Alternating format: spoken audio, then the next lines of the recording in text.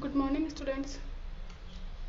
Last class में हमने पर परागण को प्रेरित करने वाले युक्तियों के बारे में या उन माध्यमों के बारे में अध्ययन किया था जो कि पर परागण में पराग कणों के एक पुष्प से दूसरे पुष्प तक स्थानांतरित होने में सहायता करते हैं।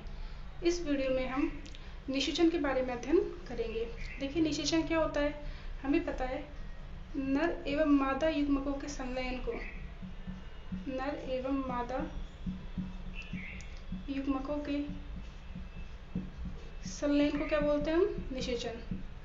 कि जो नर और मादा युग्मक है ये परस्पर संलयन होंगे और संलयित होने के बाद क्या करेंगे, एक कोशिकीय द्विगुणित युग्मनज का निर्माण करते हैं। क्या होता है निषेचन में? देखिए, हमारे पास एक तो नर युग्मक होगा।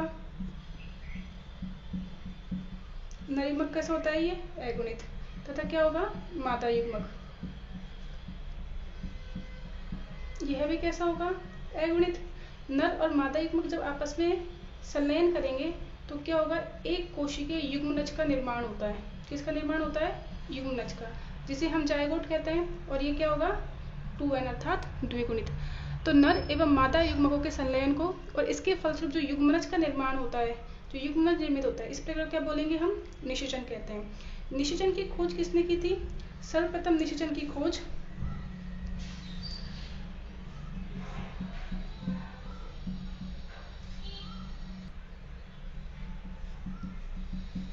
स्ट्रॉसबर्गर नामक वैज्ञानिक ने की थी। निषेचन की सर्वप्रथम खोज किसने की?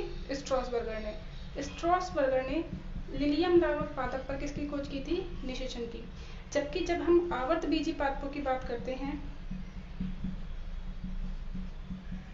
तो आवर्त बीजी पादपों में द्विनिषेचन एवं त्रिक संलयन पाया जाता है। आवर्त बीजी पादपों में द्विनिषेचन एवं त्रिक संलयन पाया जाता है। द्विनिषेचन का मतलब है कि यहाँ पे 2 बार निषेचन होगा। त्रिक संलयन का मतलब क्या है? यहाँ पे एक त्रिगुणित संरचना का निर्माण होगा, जबकि ऐसा किसी अन्य पादपों में नहीं होता। यह आवर्त बीजी पादपों की विशेषता है। तो आवर्त बीजी पादपों में द्विनिषेचन एवं त्रिक संलयन पाया जाता है, जो कि इसका विशेष लक्षण है। और इसके बारे में सर्वप्रथम नावाश्चिन नामक वैज्ञानिक ने बताया था। किसने बताया था? नावाश्चिन ने।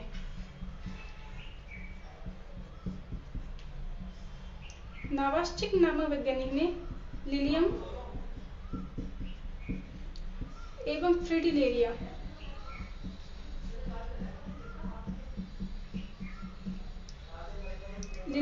फ्रिटिलेरिया नामक पादप में किसकी खोज की थी? द्विनिषेचन की। इसके बारे में हम आगे विस्तार से अध्ययन करेंगे। तो हमने क्या देखा कि नर और मादा युग्मकों के संलयन को क्या बोला हमने? निषेचन। इसमें नर और मादा युग्मक आपस में संलयित होंगे, परस्पर संयोग करेंगे और एक द्विगुणित जायगोट का यानी कि युग्मनज का निर्माण करेंगे। प्रारंभ में यह एक कोशिकीय संरचना होती है, जो बाद में भ्रूण निर्मित करते हुए पूरे विकसित पादप का निर्माण करने में सहायता करती है।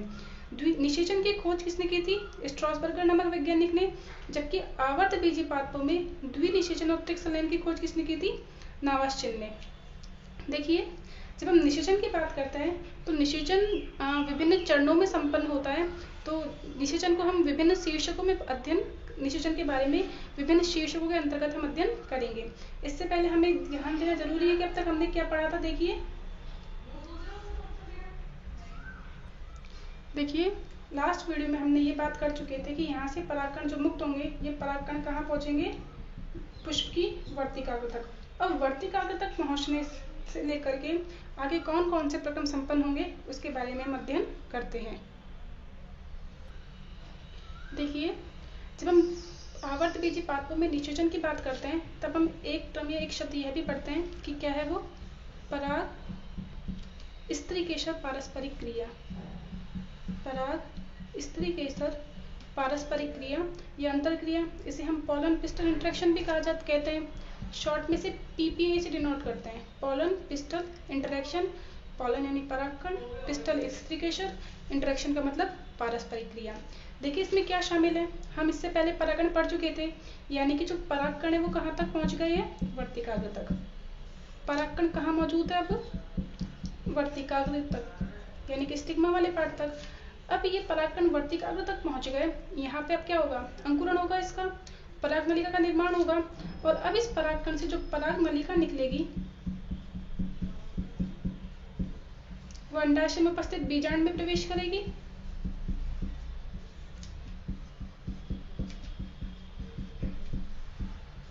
कहाँ प्रवेश करेगी? ये बीजांड में। तो पराग कणों का वर्तिकाग्र तक पहुंचने के बाद बीजांड में प्रवेश तक की जितनी भी क्रियाएं सम्मिलित होती है वो क्या होती है? हमारी पराग स्त्रीकेसर पारस्परिक क्रिया, यानी कि पराग कणों का अंकुरण, पराग नलिका की वृद्धि और पराग नलिका का बीजांड में प्रवेश, इन तीनों प्रक्रिया को सम्मिलित रूप से क्या कहा जाता है? पराग स्त्रीकेसर पारस्परिक क्रिया। तो क्या क्या शामिल है इसमें? इस प्रक्रिया में पराग कणों का अंकुरण यानी कि पराग नलिका का निर्माण,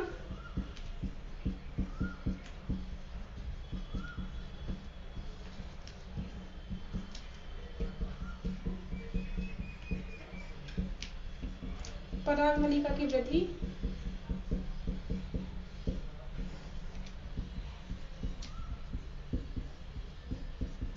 एवं पराग नलिका का बीजांड में प्रवेश।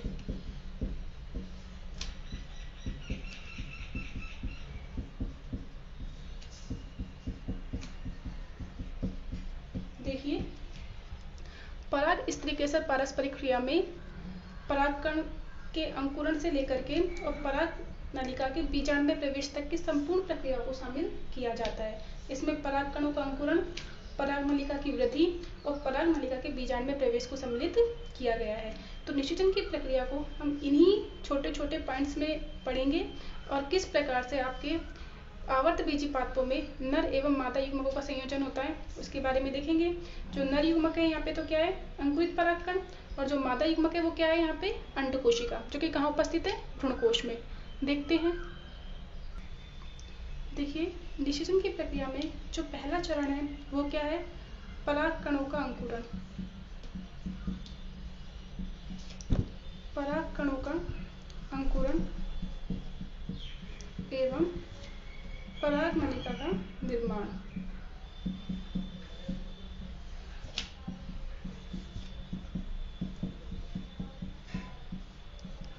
इसे हम कहते हैं germination of pollen grain and formation of pollen tube. देखिए क्या होता है, अभी हमने लास्ट वीडियो में पढ़ा था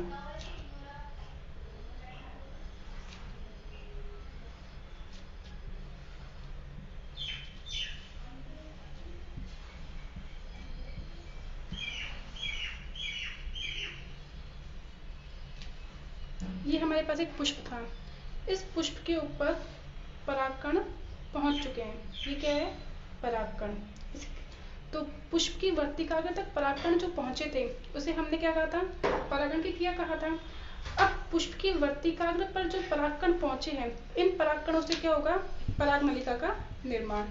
क्या होगा इससे? पराग नलिका का निर्माण। तो जो पराग नलिका का जो निर्माण है, इसी प्रक्रिया को क्या बोलते हैं हम? अंकुरण या जर्मिनेशन।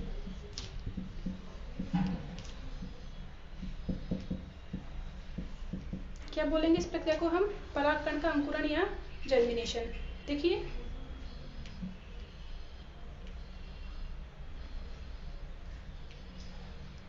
इस वर्तिकाग्र पर बहुत सारे परागकण उपस्थित हैं। अब इस परागकणों से पराग नलिका क्या होगी? निर्मित होगी। क्या निर्मित होगी? पराग नलिका निर्मित होगी।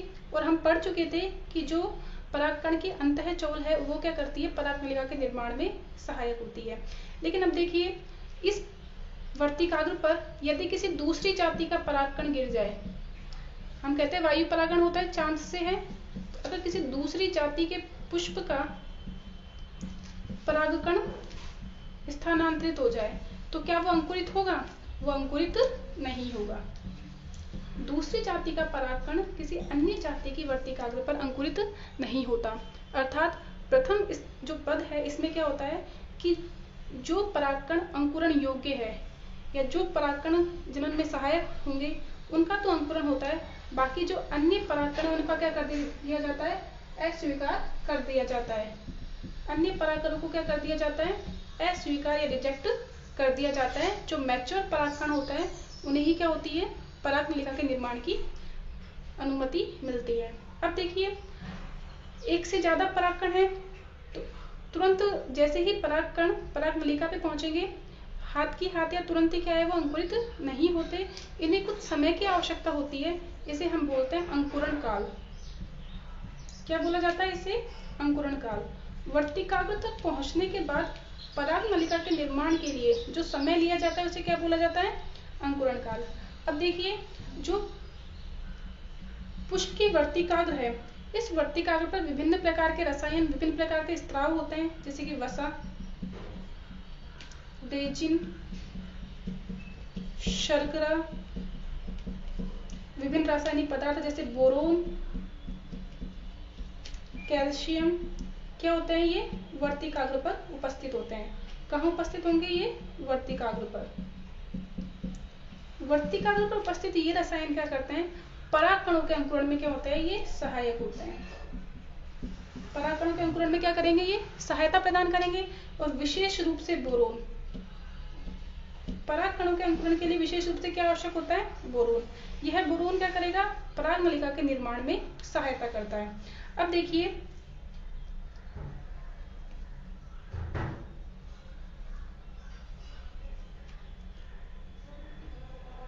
अगर वर्तिकाग्र पर केवल एक ही परागकण अंकुरित होता है, यदि वर्तिकाग्र में केवल एक ही परागकण का अंकुरण होता है तो इसे हम क्या बोलेंगे? एक नलिकीय।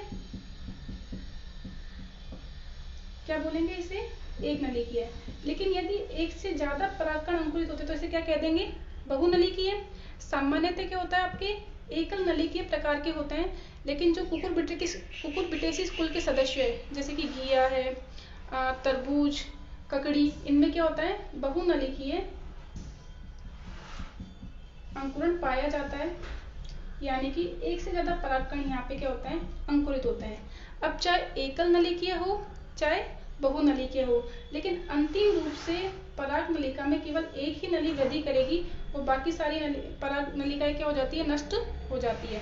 तो पराग नलिका के अंकुरण में हमने क्या देखा कि परागकण जैसे ही वर्तिकाग्र पर जाते हैं तो वर्तिकाग्र तक पहुंचने के बाद अंकुरित होने के लिए कुछ समय की आवश्यकता होती है। इसे क्या बोलेंगे हम? अंकुरण काल। साथ ही साथ जो दूसरी जाति के पुष्प के जो परागकण है वो अंकुरित नहीं हो पाते हैं, अर्थात जो अवांछित परागकण है उनका क्या कर दिया जाता है? अस्वीकार कर दिया जाता है। परागकण में सहायता प्रदान करने के लिए वर्तिकाग्र पर वसा, रेजिन, शर्करा, बोरोन, कैल्शियम इत्यादि रसायन क्या होते हैं? उपस्थित होते हैं, जिन्हें परागकण क्या करता है? अवशोषित करता है। क्या करेगा? परागकण इन पदार्थों को अवशोषित करेगा। अवशोषित करके क्या होगी? उसकी अंतःचूल फूल जाएगी। जो इसकी वित्तीय अंतःचूल इंटाइन है वो क्या हो जाती है? फूल जाती है। और फूल की क्या करती है? पराग नलिका के निर्माण में क्या करती है? ये सहायता करती है। तो पराग नलिका का निर्माण कहाँ होगा? अंतःचूल से। और अंतःचूल कहाँ से निकलेगी? जनन छिद्र से। कहाँ से निकलेगी अंतःचूल? जनन छिद्र से बाहर निकलती है। अगर एकल नलिका निर्मित होती है तो एकल नलिकीय, लेकिन एक से अधिक नलिकाएं निर्मित होती है तो क्या होती है? बहुनलिकीय। अब पराग नलिका के अंकुरण के बाद जो अगला पॉइंट हम देखेंगे वो क्या है? पराग नलिका की वर्तिका में वृद्धि। इसमें सेकंड है पराग नलिका की वृद्धि। पराग नलिका की वृद्धि। देखिए, पहला पॉइंट हमने पढ़ा, परागकण से क्या हुआ? पराग नलिका आपकी निर्मित हो गई। किसकी सहायता से निर्मित हो गई? ये अंतःचूल से। अब देखिए,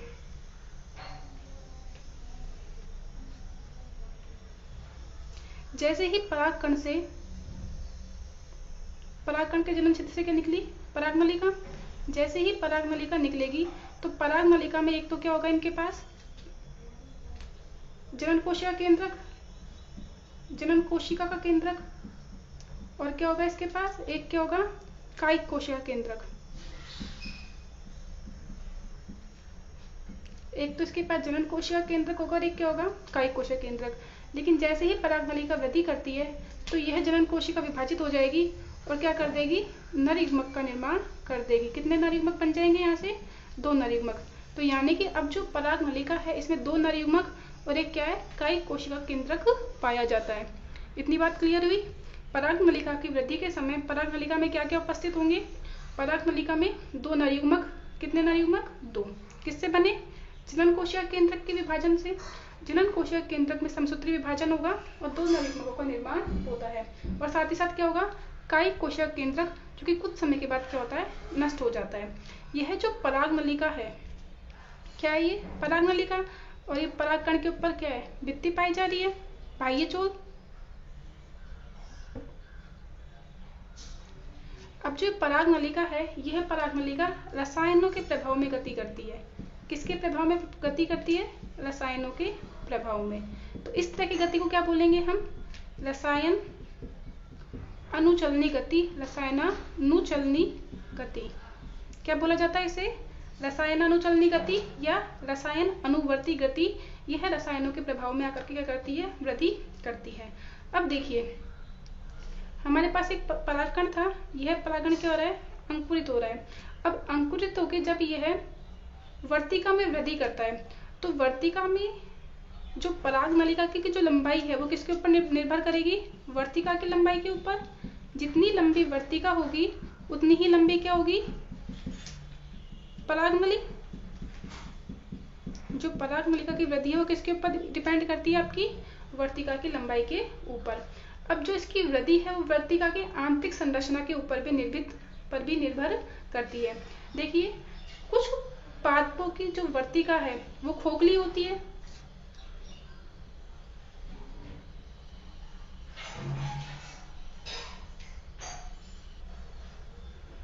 देखिए, जो पराग नलिका की जो वृद्धि है वो वर्तिका के ऊपर डिपेंड करती है। कुछ पादपों की वर्तिका क्या होती है? खोखली होती है। जब पादपों की वर्तिका खोखली होगी तो पराग नलिका आसानी से प्रवेश कर जाएगी इसमें किसी भी रसायन की या किसी भी एंजाइम की आवश्यकता नहीं होती। ऐसा पाया जाता है लिलियम में। किसमें पाया जाता है? लिलियम में। लिलियम में जो पराग नलिका है वो आसानी से प्रवेश कर जाती है, आसानी से वृद्धि कर जाती है, क्योंकि वर्तिका क्या होती है? इनकी खोखली होती है।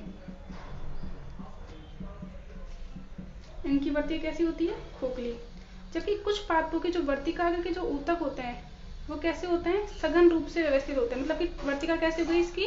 इनकी वर्तिका कैसे हो गई? ठोस या संहत।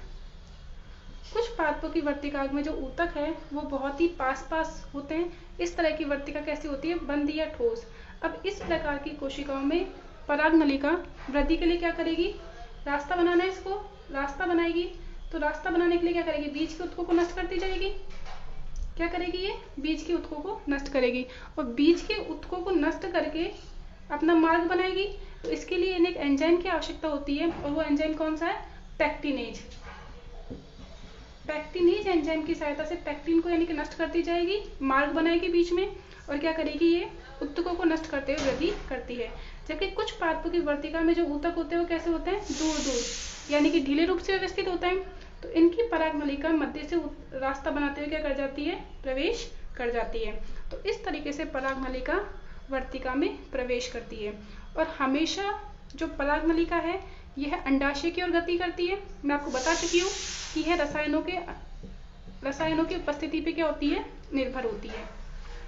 तो पराग नलिका की वृद्धि किसके ऊपर डिपेंड करेगी? वर्तिका की आंतरिक संरचना के ऊपर डिपेंड करती है। अब इसमें अगला पॉइंट है पराग नलिका का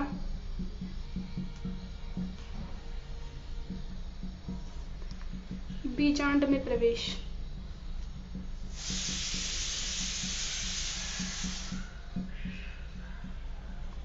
पराग नलिका का बीजांड में प्रवेश।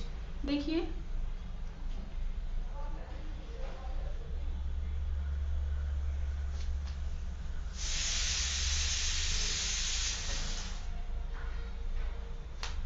यह वर्तिका वाला भाग था। यहाँ पे परागकण पहुंचे, कुछ परागकण अंकुरित हुए, लेकिन मुख्य रूप से कितना पराग नलिका निकलेगी? एक पराग नलिका। यह पराग नलिका वर्तिका में प्रवेश करती हुई कहाँ गई? अंडाशय की तरफ। अब अंडाशय में क्या उपस्थित है? बीजांड। कहाँ प्रवेश करेगी अब ये? बीजांड में। तो अगला पॉइंट क्या है हमारा? पराग नलिका का बीजांड में प्रवेश। बीजांड में पराग नलिका का प्रवेश 3 प्रकार से हो सकता है या 3 मार्गों से हो सकता है।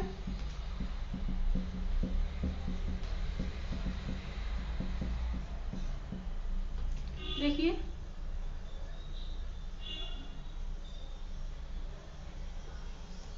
ये हम एक बीजांड की संरचना बनाते हैं।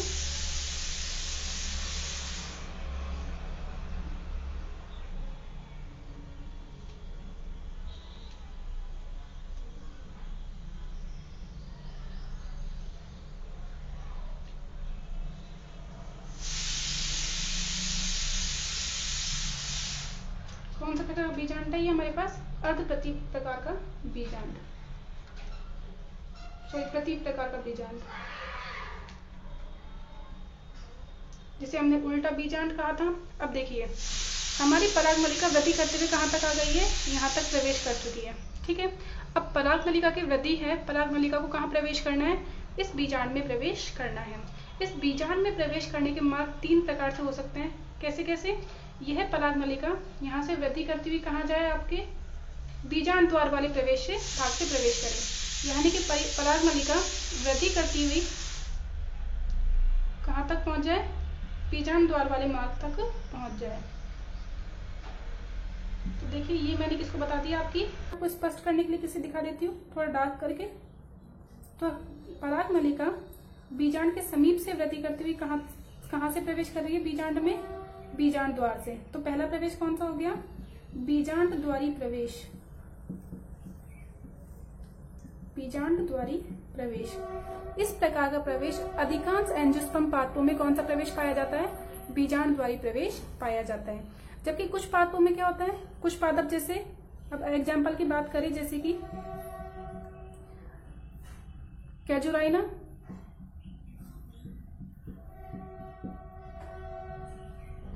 बिटूला, इन पादपों में क्या होता है? जो परागमलिका है वो बीजांड में कहाँ से प्रवेश करेगी? निभाग वाले क्षेत्र से। यह है हमारा बीजांड द्वार है, इसका विपरीत कौन सा है? निभाग। तो यहाँ पे परागमलिका क्या करती है? बीजांड को भेद देती है। कहाँ से भेदेगी? से निभाग वाले क्षेत्र से, और यहाँ से वृद्धि करती हुई कहाँ पहुंचेगी? ये बीजांड द्वार वाले क्षेत्र की तरफ। देखिए यहाँ से परागमलिका वृद्धि करती है, निभाग वाले क्षेत्र को भेदते हुए कहाँ प्रवेश कर जाएगी? ये आपके आगे बीजांड द्वार वाले क्षेत्र में। लेकिन बीजांड में कहाँ से प्रवेश किया इसने? निभाग से। तो इसे कौन सा प्रवेश कह दिया जाता है? निभागी प्रवेश। तो पहला प्रवेश था हमारे पास बीजांड द्वारी प्रवेश, दूसरा प्रवेश कौन सा हमारे पास? निभागी प्रवेश, जिसे हम क्या कहते हैं? चैलेजोगैमी, कि चैलेजा वाले भाग से क्या कर रही है? ये प्रवेश कर रही है, निभागी प्रवेश। जबकि एक तीसरा मार्ग और ऐसे प्रवेश करने का क्या करता है ये परागमलिका? अध्यावरण वाले क्षेत्र से क्या करता है? ये बीजांड में प्रवेश करता है, जिसे हम क्या बोलते हैं? अध्यावरणी प्रवेश। इस प्रकार के प्रवेश में क्या होगा? जो परागमलिका है वो परागमलिका बीजांड के समीप से आएगी, लेकिन क्या करेगी? यहाँ से कहाँ से? अध्यावरण वाले क्षेत्र से क्या कर जाएगी? ये प्रवेश कर जाएगी। तो इसे कौन सा बोलते हैं? अध्यावरणीय प्रवेश या मीजोगैमी, यानी कि मध्य से, बीजांड के मध्य से क्या करेगा? ये प्रवेश कर रहा है। इस प्रकार का मिलता है कुकुरबिटेसी फैमिली में। इस प्रकार का प्रवेश किसमें मिलेगा? कुकुरबिटेसी फैमिली में। तो हमने देखा कि जो परागमलिका है वो बीजांड में कहाँ से प्रवेश कर सकती है? बीजांड द्वार से प्रवेश कर सकती है, निभाग वाले क्षेत्र से प्रवेश कर सकती है, और अध्यावरण वाले क्षेत्र से भी प्रवेश कर सकती है। बीजांड में प्रवेश करने के बाद इसका अगला जो पाथवे है, अगला जो मार्ग है वो कौन सा है इसके पास? भ्रूणकोश में प्रवेश करना। तो अगली वीडियो में हम परागमलिका के भ्रूणकोश में प्रवेश, देखिए यहाँ पे भ्रूणकोश उपस्थित होता है, हमें पता है कि यहाँ पे क्या उपस्थित है? भ्रूणकोश। चाहे परागमलिका बीजांड में बीजांड द्वार से प्रवेश करे, चाहे निभाग से प्रवेश करे, और चाहे अध्यावरण से प्रवेश करे, लेकिन जो भ्रूणकोश वाला भाग है वहां पे हमेशा कहाँ से प्रवेश करेगी? ये कहाँ जाएगी? हमेशा बीजांड द्वार से प्रवेश करेगी। तो अगले वीडियो में हम परागमलिका के भ्रूणकोश में प्रवेश के बारे में अध्ययन करेंगे। आज के लिए इतना ही। आप इसे पढ़ लेना, नोट्स बना लेना। Thank you.